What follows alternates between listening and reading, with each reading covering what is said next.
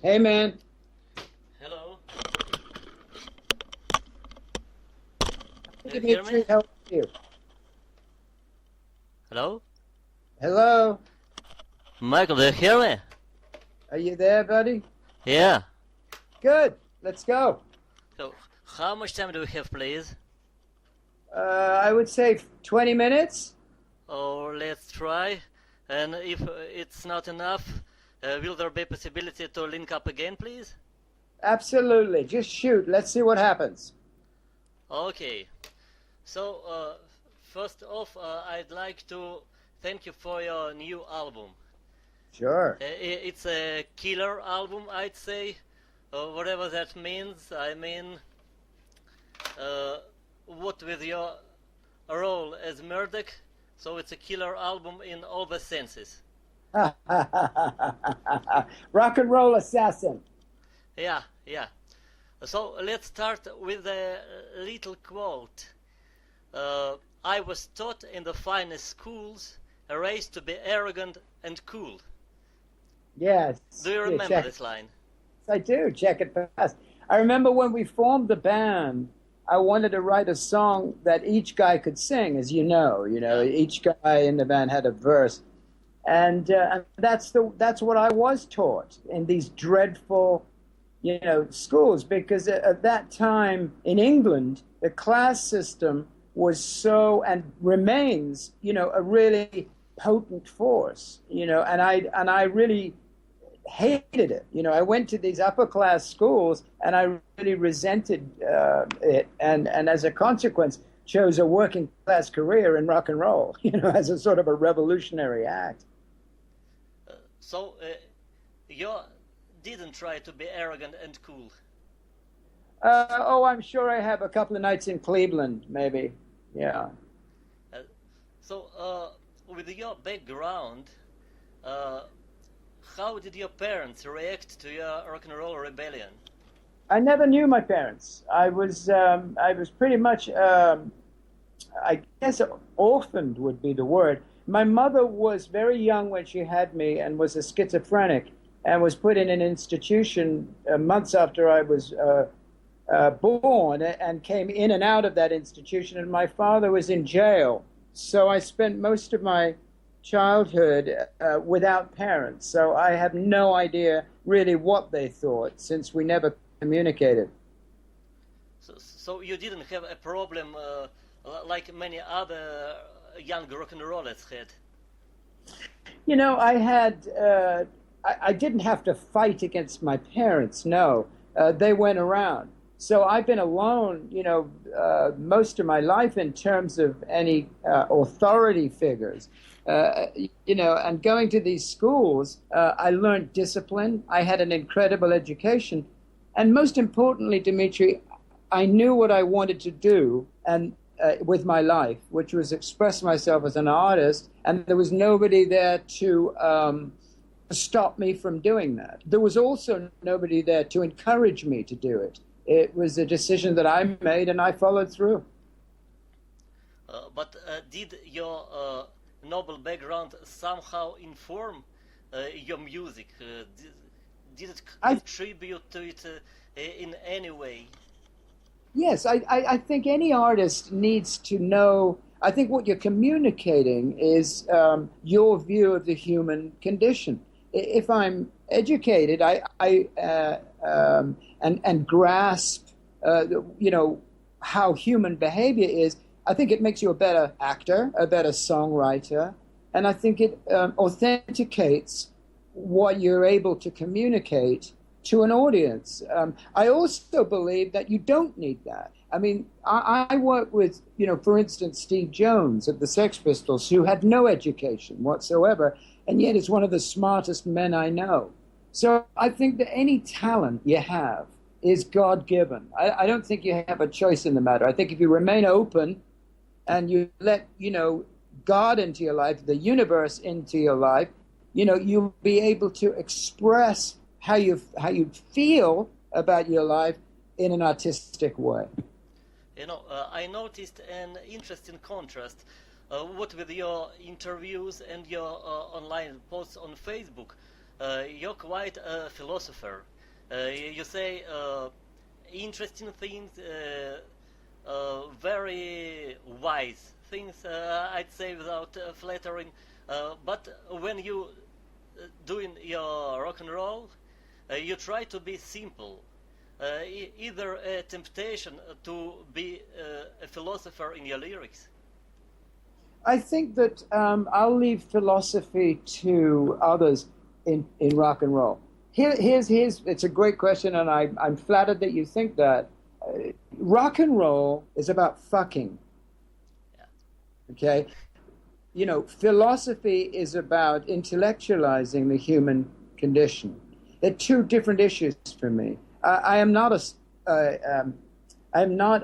scientist. I'm a rock and roll musician. I want to dance. I don't want to think. If I want to think, I'll sit and meditate, and I'll write about that. If I want to dance, I'm not going to sing about, the need for meditation.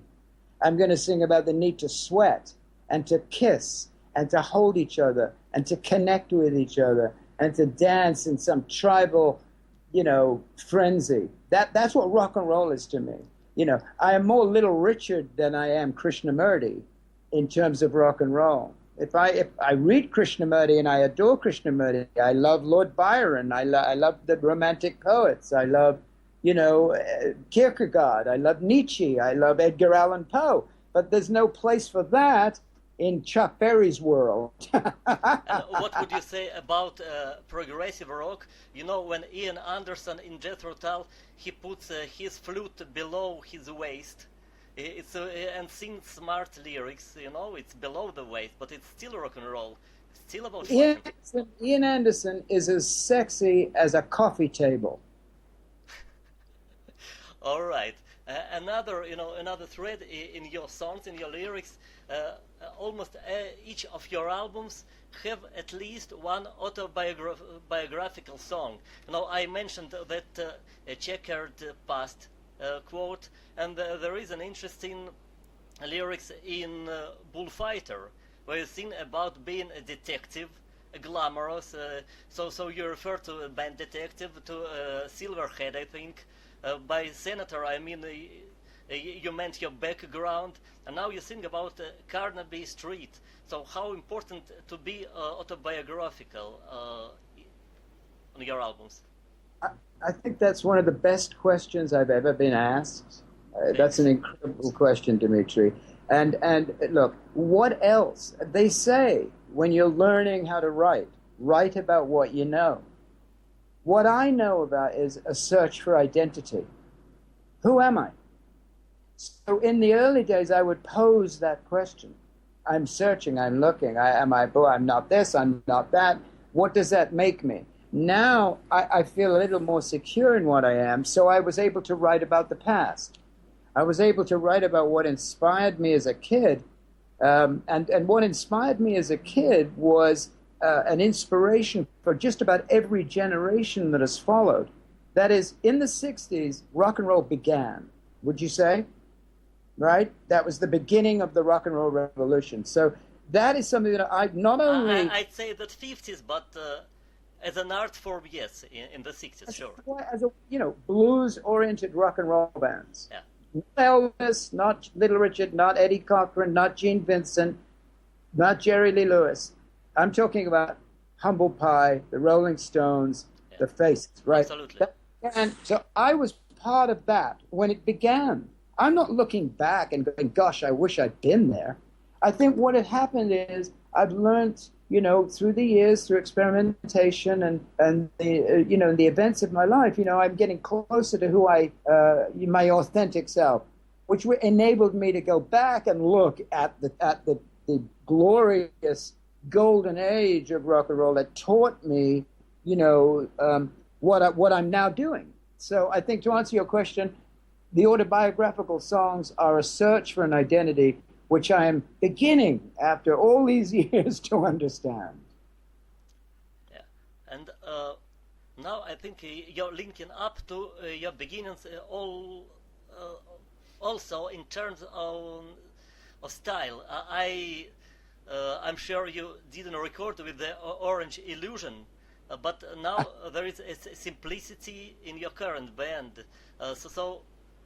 Is it so? And what did you play back then in the Orange Illusion?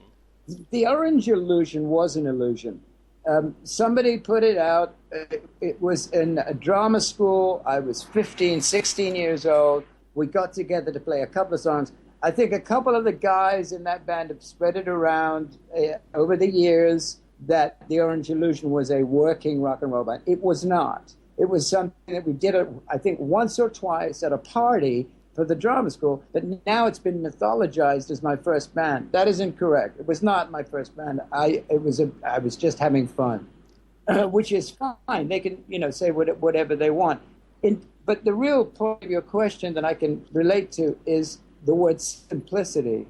I think what I've learned is in the very beginning, which Silverhead, that was simple rock and roll music. It was music that was instinctive and that wasn't prevaricated on any kind of thought process. And it's taken me 40 years to get back to that simplicity, Dimitri. Do you hear what I'm saying? Yeah, sure. But it's amazing that you say that Silverhead was your real first band, because it's so fully formed, it's so, professional to be the first band. Everybody started in clubs, but you started in big halls.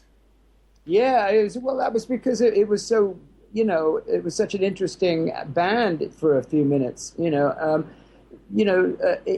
We never ever thought for 1 second that we were professional. We didn't even know what was happening. We plugged in. We all had the same frame of reference, and something magic happened. Something that you cannot describe. There was a synthesis, a group of guys, very young, who started to play this bluesy rock and roll music, and with no thought at all. We just put it down. And London especially went crazy for us right away. So, it wasn't a calculation. And when you say professional, that was the last thing on our minds. You know what I mean? We had no idea. Ian Anderson was a professional. We were the opposite of that. We didn't weren't interested in any of that. We just wanted to smoke hashish, get laid, and play rock and roll music. But where did the makeup come from? Our girlfriends. It came from a desire to be beautiful. See, what you've got to put your head in is androgyny in rock and roll didn't exist. Elvis wore eye makeup, but there was no sense that with the explosion and the revolution of fashion in London and the whole idea that androgyny was possible, it just was a natural progression for us all to look alike, and it became the sort of tribal, Medusa, and it was like this wonderful being that was sexless but sexual. So we all dressed and looked like each other, and there was a great love of the notion of beauty, of physical beauty, and a little bit of makeup helps. But I don't feel quite comfortable with the description of your image as a bunch of hookers. Because when I first heard about Silverhead, it was in connection with Robbie Blunt. And to me, Robbie Blunt is a fantastic musician, and to be comparing him to a hooker, I don't feel comfortable with that. Well, let me tell you something. Here's the secret to feeling comfortable. Do not listen to critics. We never described ourselves as hookers, Dimitri. That is something that the media did. We didn't do that. We were living our lives. Sure. We have no choice in what people describe you as. People have described me in any number of ways. And I've learned one very important lesson. Don't take praise seriously, and don't take when you're criticized seriously. Only you know what you are. Everybody else is free to comment. And in terms of calling Robbie Blunt, it was one of the greatest blues rock and roll guitars I ever heard as a hooker is absurd.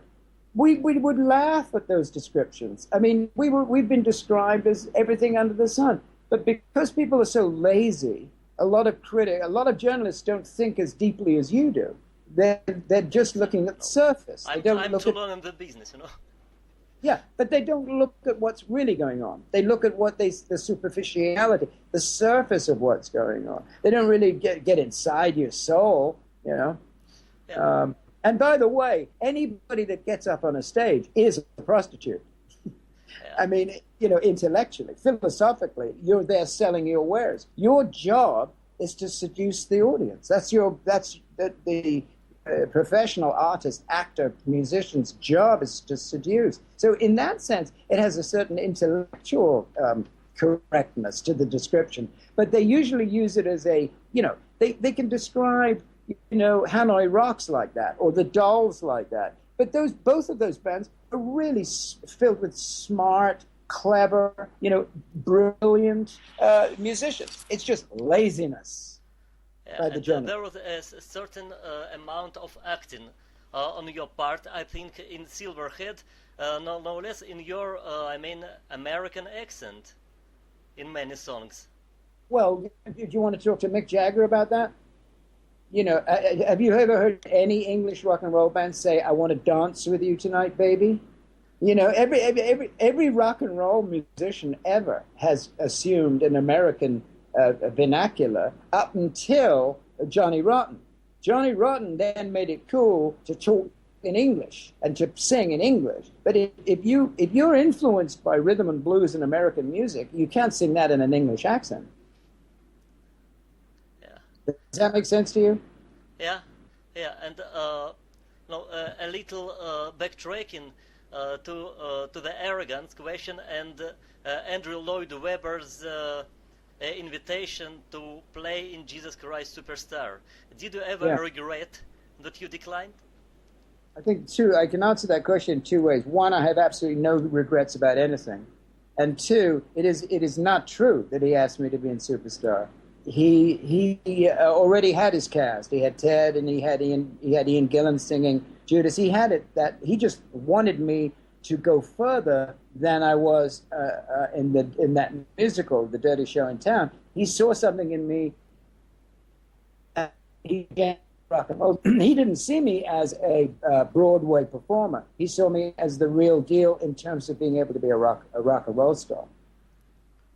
So was his opinion important to you then? Because then he wasn't a star, he wasn't a star in those days. Because when I met him, what happened was I was doing this musical, and he came to the musical. He saw it, and he asked my manager at the time if we could meet. And because he'd like to talk to me about my career and what my dreams were and so on and so forth. And that was our connection. I knew about him because Robert Stigwood, who was the manager of, and I'm sure you're aware, of Andrew Lloyd Webber and Tim Rice, and also the Bee Gees and Peter Frampton, a lot of people at that time. Yeah, and he produced the musical, you see, The Dirty Show in Town. So Stigwood really liked me, and he told Andrew Lloyd Webber that there's a kid in this show that has got, he really is a star, and maybe you should meet him. And it happened that way. It's not so, and I knew that Webber had done Joseph in his Technicolor Dreamcoat. He'd already had a hit, not a phenomenal worldwide sensation hit like Superstar was, but I knew of him, and at that time I was ready to stop my acting career and start playing rock and roll. And here was a chance to do it, so I took it. And how much about being a star you learned from your tours with Silverhead as a support to Deep Purple, Nazareth, Uriah Heep? I learned an enormous amount from both bands. I was completely ignorant about how a rock and roll band worked. I had no idea. I just knew that I wanted to sing, but I had no idea really how to control a crowd or to, make for an exciting show. But it did come quickly and naturally to me. I think that I learned from the bands that I supported, which were really hard rock bands, how to create an atmosphere in which people would really, really enjoy themselves and go crazy, and those are tricks that I employ today, which are fabulous intros and great endings. But I wouldn't say I'm a fan of the Purple, but I wouldn't say their music is a good time music. But Nazareth, so did you learn more from Nazareth, who are just entertainers rather than Purple? Yeah, well, Purple, I never, like you, I mean, I was never into progressive rock. I mean, I don't enjoy the classicism of rock and roll. I like Little Richard. I like Chuck Berry. I like John... I mean, Nazareth, they play rock and roll, Nazareth. Well, Nazareth, were great and a good band. I never thought they really had great songs, and I wouldn't call them one of the great rock and roll bands. They didn't really register with me that much, other than that they were not a sort of a charismatic band. It wasn't a lifestyle band that you would follow. But I respected them deeply, and as people, I adored them. They were good friends. But in terms of the kind of rock and roll, talking about lifestyle, I spent a lot of time with Nazareth and Hip, and being drunk and climbing to 11th floor when elevator doesn't work. It's a bit of a lifestyle to me. Well, I'm not into climbing. I lived a very decadent life, but the British, let me say, how can I say this politely? The British working class boys, when they came to America, they discovered paradise. They had come from a very restricted, oppressed economic background. When they came to America and they've got a hotel room, the hotel room was better than any home they've ever lived in. Do you see what I'm saying? And to you, it was the opposite. Exactly. So I didn't go, oh boy, I've got clean sheets. So I think I'll throw the TV out of the window. None of that occurred to me because it seemed infantile.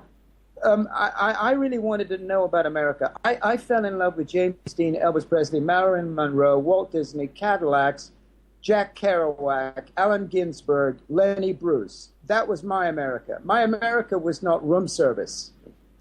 Well, you mentioned when you talk about the decadent. There are varying degrees of decadence. Climbing to the 11th floor is not my version of decadence. Okay, you mentioned James Dean, and there is a song called James Dean on your live album. But there's no studio version. Was it supposed to be on your third album, Brutiful? Yeah, it was. And we have a recorded version. We played it in Tokyo when we reunited. And it's a fantastic song. I mean, I would love it to surface, and maybe it will.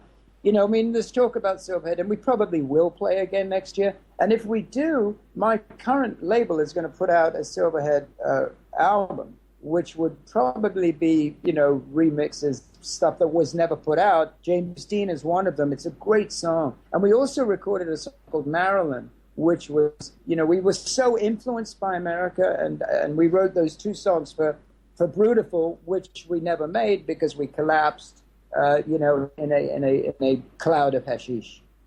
So how much was recorded? 2 songs? 2 songs. And what was the second one? Marilyn. It was called Marilyn. James Dean and Marilyn.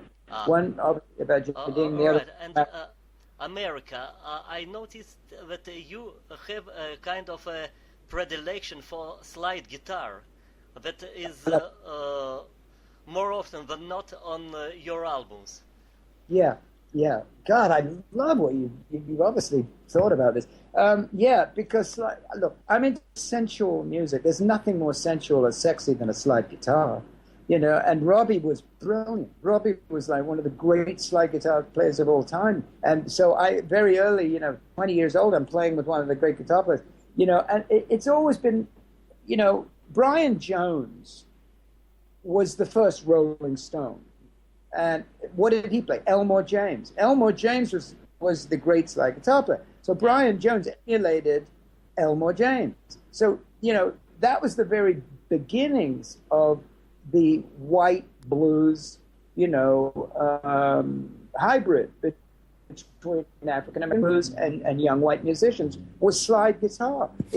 Because it went against all of the the plucking, the finger picking of what had preceded it, which is really great and brilliant, but it didn't have that sexuality. Slide guitar, I think, adds a slinkiness to any track, and for us, key. I would never make a record without one. And what's most amazing to me that you clearly added more country music. It was in checkered past. It was like country music married to arena rock. Yeah, Was it the original idea?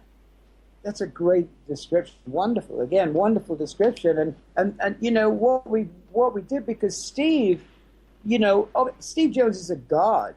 He's a rock and roll god, and he created a whole different style of music. So he had this incredible power.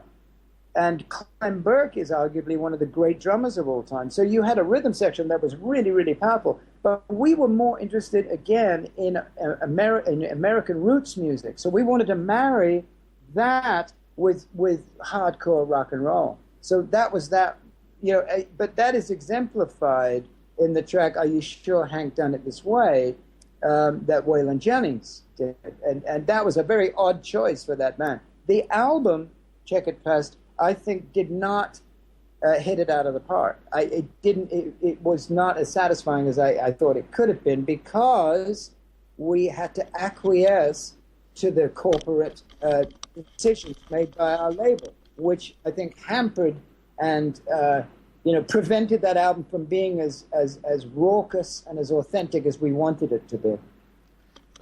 Did Checkered Past somehow relate to your personal past, because you had a band with that name?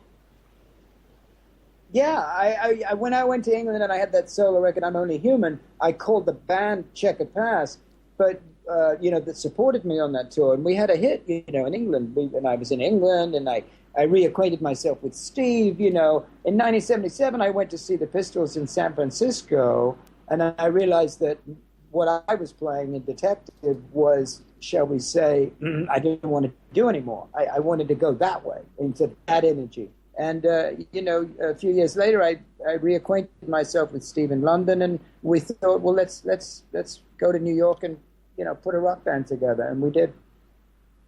I bet that when punk came, you liked it. Am I When right? what came? Yeah. Oh, God. Oh, absolutely. I mean, that changed everything. I mean, because what happened to me was, in Silverhead, we were very punky. We were very, very, very, and then we got, then we started to know how to write songs and got more technical. And then I got into Detective, and it became like halftime, boom, bap, boom, boom, bap. It was more tough and big and arena. And then Rotten and Jones and Cook and, Sid, I thought, oh my God, that's more like it. I thought, this is fantastic. And it improved greatly. And before that, there was a Detective. Yeah. And before Detective, you had a song called Into the Light. To me, Into the Light is a variation on Born to be Wild, a riff. Was it great to know that Michael Monarch want to form a band with you? Yeah, well, yes. I mean, what happened was Silverhead broke up. I came to America.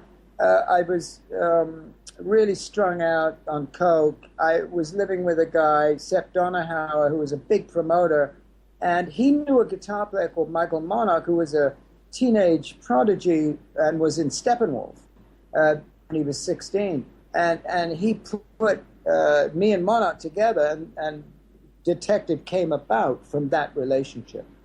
And then we were signed by Zeppelin because I knew Jimmy and Robert, who were Silverhead fans, and I'd known them for a while. And they came to LA and came to see us and signed us. Jimmy was our champion and signed us to Swan Song. By the way, was it you who recommended Robbie Blunt to Robert Plant? No, Robbie was Robert's friend from their childhood.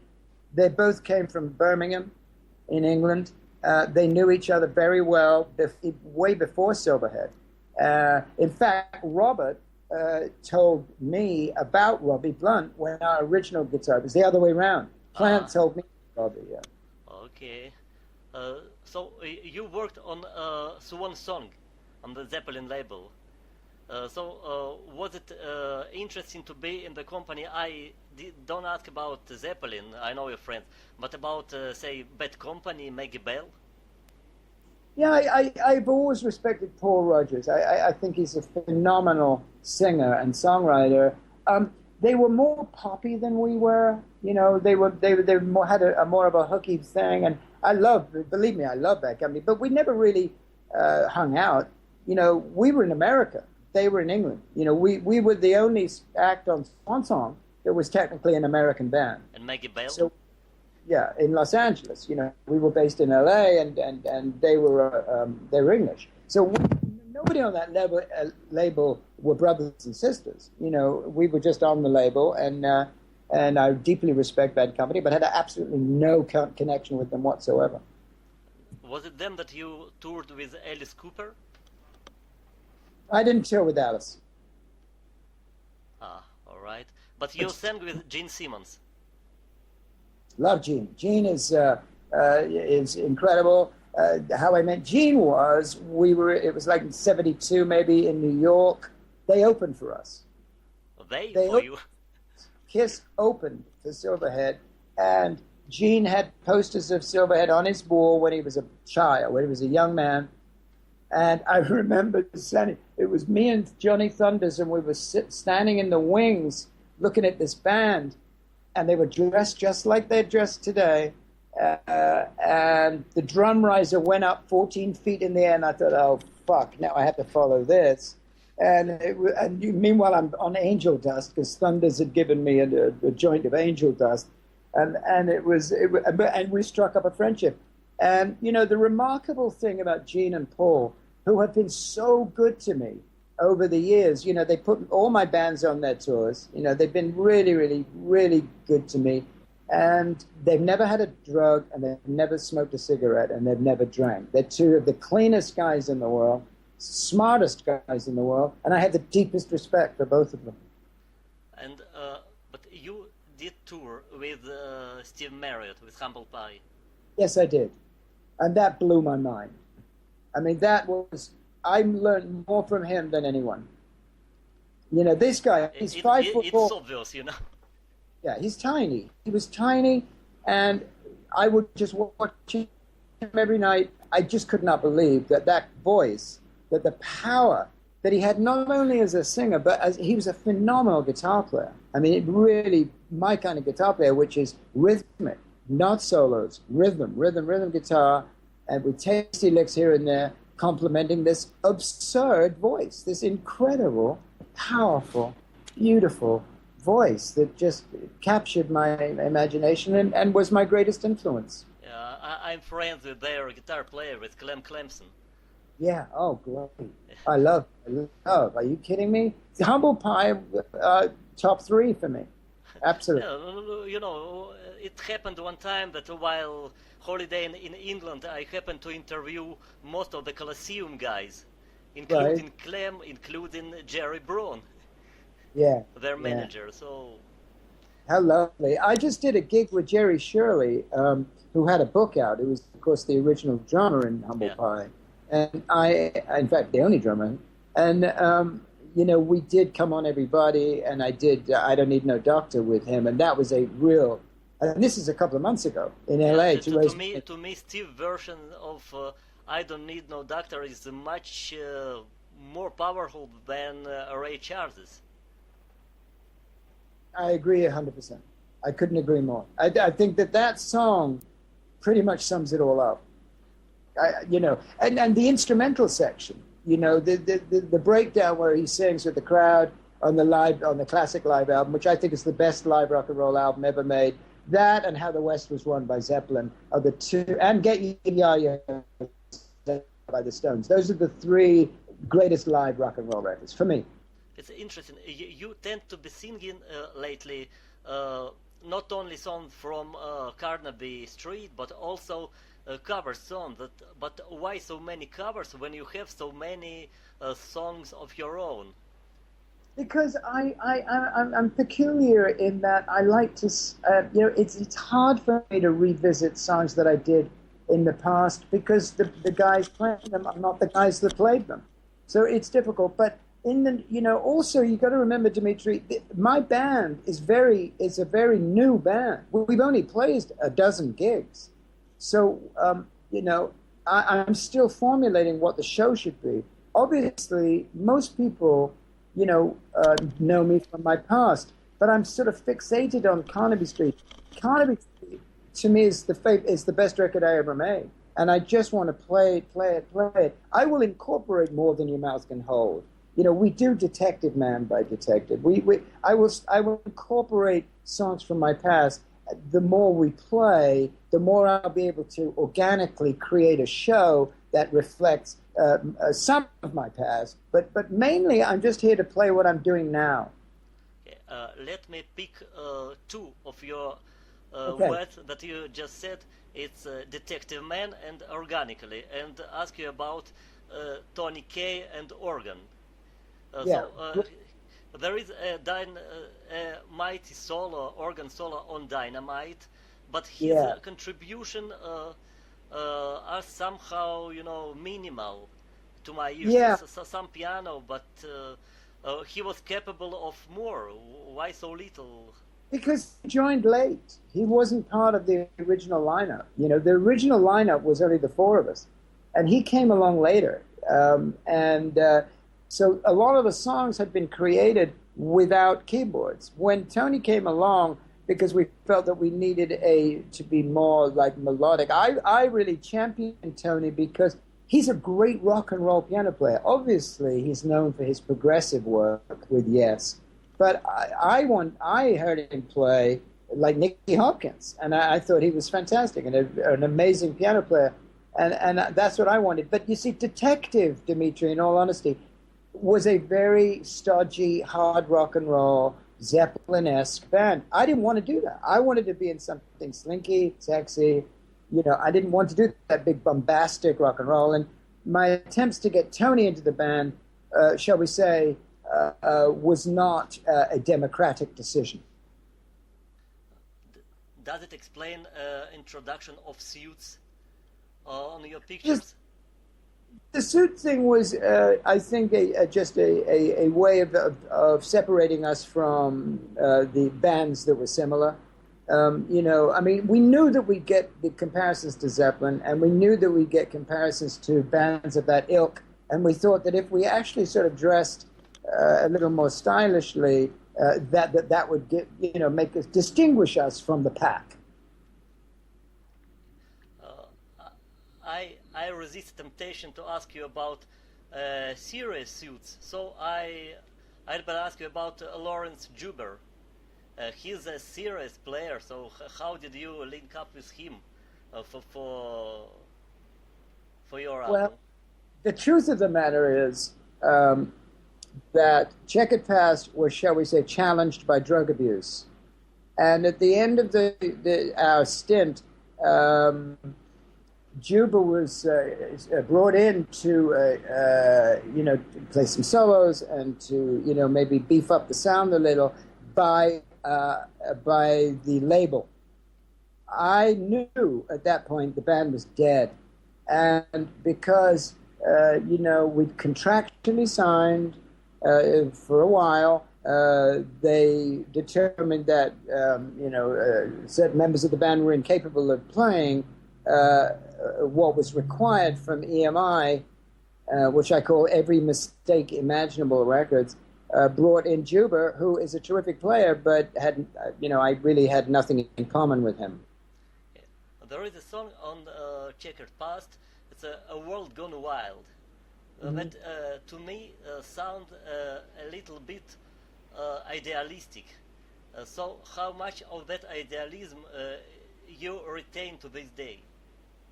What is it? What is the chorus? I don't even remember this. Vaguely remember the song. Not one of my favorites. I think even then I had a very positive attitude that we're all going to be fine. You know, the post-apocalypse is going to be paradise. I think I realized early on that the world was in a, was going to explode. And I also wrote a song called "Dancing on the Brink of Disaster," one of my solo albums. I mean, I was very aware of the challenges that we were going through, and that song was just another riff on that subject. So you didn't feel like a world gone wild and we're gonna survive today? I believe that to be true, and I've always had a positive attitude, as I said, to the disaster that perhaps is coming. And it's of course more real today than it was then.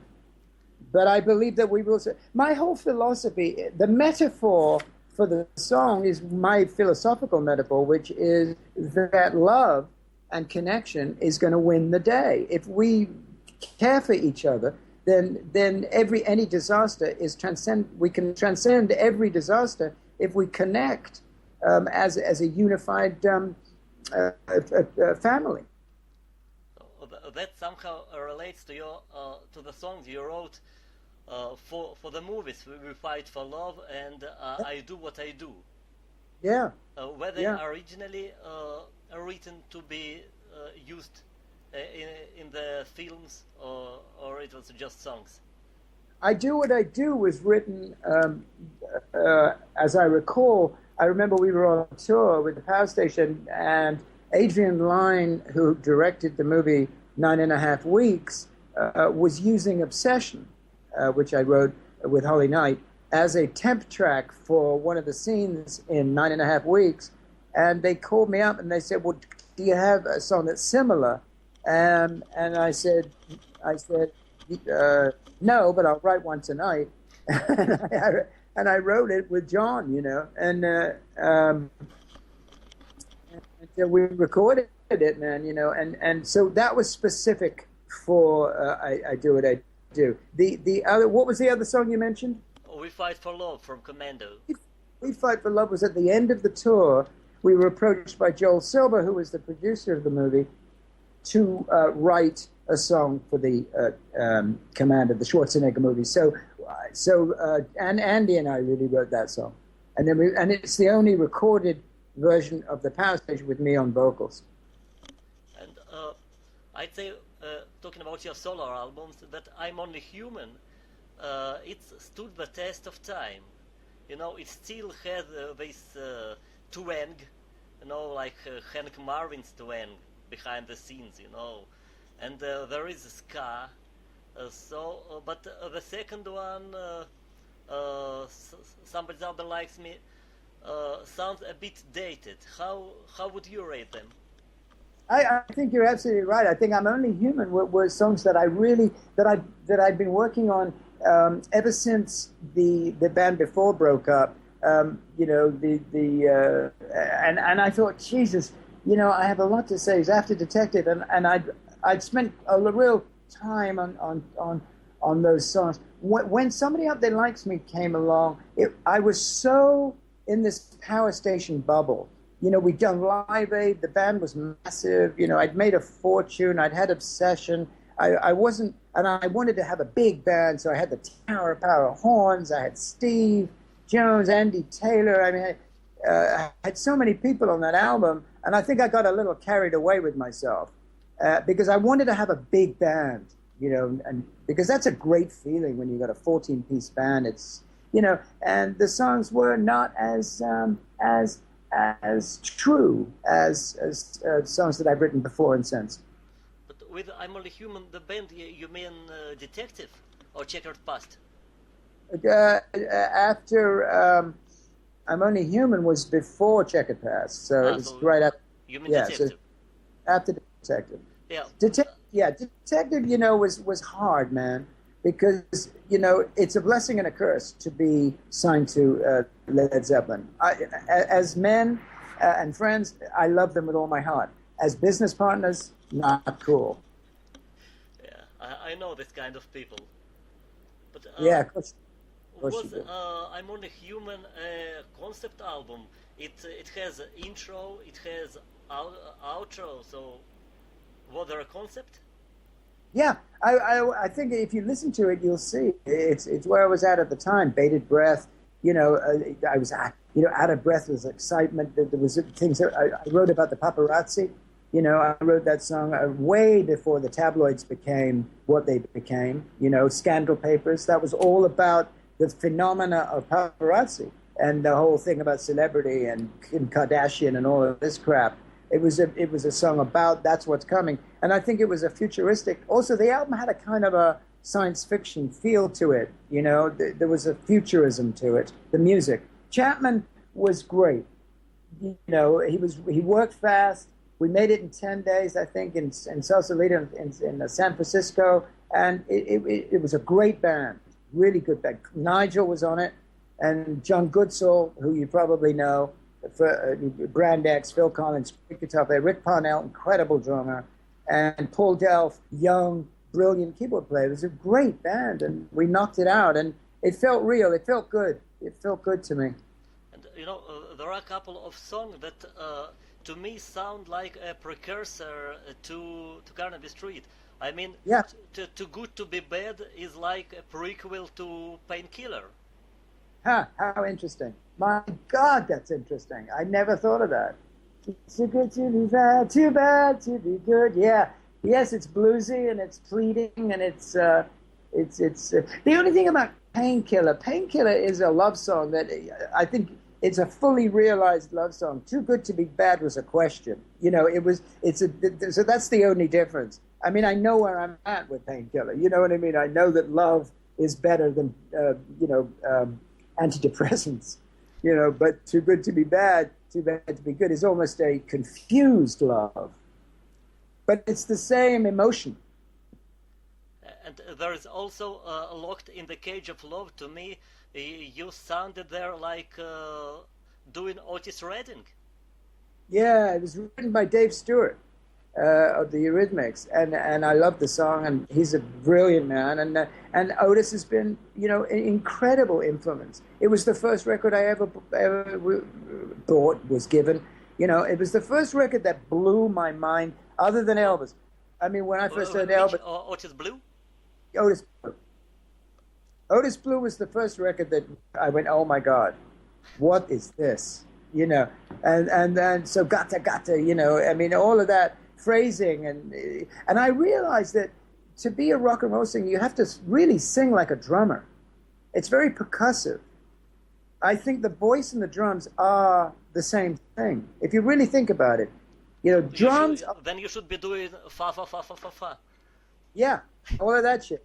I mean, exactly right. Because that's what it is. They're drum hits. It's all rhythmic. If you listen to Steve Mario, any of the great soul singer, rock and roll singers, they're singing drum parts. Tina Turner is a classic example of that as a female vocalist. Janis, she sang like a drummer, so it has amazing impact. Short cymbals, and I'm talking about syllables, short syllables, and a lot of ad-libbing, around those drums, which to me sound like cymbal crashes in a way. So I try to sing like a drummer. But would you like to do a soul album? Everything I do has soul. Would I like to reproduce Stax? No. Do I think I have, gotten close to that? Yes.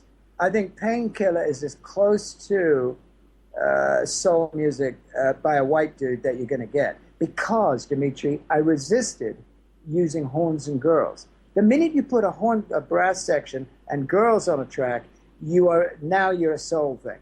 What I decided to do and it was a conscious choice with Carnaby Street, was to not do that, because I wanted to make a rock album that suggested the influence of soul and Stax. But I didn't want to reproduce Stax. There's nothing worse than Sheryl Crow going to Memphis, hiring every motherfucker that played on those records, and coming out with a piece of crap that sounds like Sheryl Crow with Booker T and the MGs. And now I just read that Paul Rogers is doing an album in Memphis with Steve Caroppa producing. Yeah, that I will listen to. That I'll be fascinated by. But the trick is, for me, Dimitri, is not to really think about what anybody else is doing. I'm not really interested in what anybody else is doing. I'm only interested in what I'm doing, and it takes all my effort and all my concentration and all my energy to write songs for me and my band. I'm very aware of what everybody else is doing, but I'm influenced by no one. I'm on output. I'm not on input. I'm not being influenced. I'm influencing, as far as I'm concerned. I'm giving back what I've learned. I'm entertained by current music, but I'm not influenced by it. Was it your modus operandi for that, for concentrate and the energy that you did Carnaby Street just in 10 days? Yeah, yeah. The reason, the way that was done was I made a conscious decision to play these songs live as much as I could before I went into a studio. I don't believe that a song is recordable until it's been fully explored by being played live. I don't believe in going into a studio and writing a song. Maybe I'll do it in the future, I don't know.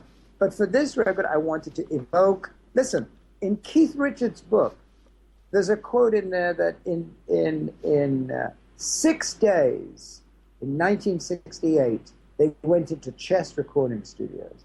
They recorded 16 songs, Dimitri, 6 of which were international number ones, right? So why the fuck would I spend all this time? If I play live, and we played in Austin, in Nashville, in California, nightclub, sweaty nightclub, and we had 20 odd songs, and we went in and we played those songs, and boom, there it was. First take, second take, no more. I didn't sing anything more than once. And of course, it's very important to have a good band behind you. But how important was it now to call it Michael DeBar band, not just Michael DeBar and backing musicians? Yeah, I wanted to. Very good. I wanted to express that I am in a band, but I didn't want to call it, the coffee tables. I didn't want to have a name. Copy who? I didn't want to call it some random band name. I wanted it to be the Michael DeBar Band. I didn't want to make a solo record, and yet I wanted to be acknowledged as being that driving force of that music, since I wrote everything and produced it and so on. And I feel that perhaps, people are somewhat familiar with my name, and it would help us get attention. But by putting band on the end of it, I'm honoring the incredible band I have. I have an incredible rock and roll band, and I am so grateful for it. Yeah. Speaking about your name, today when you mention DeBar, it's usually is associated with Pamela, not with you. Are you comfortable with that? I wouldn't agree with that at all. I think that perhaps to people that are not aware that I've also spent 30 years on American television, that I done 40 movies, that I had literally done 120 hours of TV, that I put out many, many albums, and I think that she has her niche and I have mine. And I wish her all the luck in the world. But I would absolutely disagree that my name is better known as being related to her. I don't think that's true at all. All right. And American, you said America. But there is a Union Jack on your album. So was it to stress your original Britishness? Of course. I am British. It's not original. It's what is. And the Union Jack is a symbol of that British adoption of an American music. I think it is a very interesting thing that it took the Brits to reintroduce American music to America. Yeah, that's what the Beatles did. Yeah. And they, as far as I can recall, were British, right? I think there is no question. You shouldn't have the question, will you still need me when I'm 64? the reaction to your album is the best answer, I think, to that. Well, God bless you. You know, I'm very happy about that. When that song was written, I'm sure Paul felt differently, and I'm sure he feels a lot differently now. Yes, you know, I think what I really want to say about that is, you know, if you live a life of enthusiasm and energy, and you love people, and you try and give the best of yourself to people in an honorable, authentic way, I think you remain young. And by young, I don't mean years. I mean you're excited about what you do. And that is really seen as what young people feel. But in order to stay youthful, remain interested in what's happening in the world and remain engaged in what's happening in the world, and I think you'll live forever. And I fully intend to live to 164, and at 164, I will still be wearing velvet, and I will still be singing songs inspired by Chuck Berry. Oh, let me wish you to live that long and even longer. Thank you, sir. So, Michael, I took almost an hour of your time instead of 20 minutes, so thanks a lot. And may I ask a personal question? Certainly. You know, I've been for some years, you know, writing lyrics, not melodies, lyrics, and some people think that they are okay. One of those people is Andy Fraser from Free. Oh, wonderful. The other is Jolene Turner from Rainbow. Do you happen to know anybody who might need lyrics? I write bluesy lyrics. Send them to me. Yeah, I'll do so. Just, Michael, thanks a lot. Thanks for your time, and let's be in touch. God bless you, Dimitri. Thanks again. Your wise questions. I really appreciate it. Thanks a lot, and I really appreciate that you took your time. You got it, And buddy. have a nice day, Michael. You too, man. Bye-bye. Bye.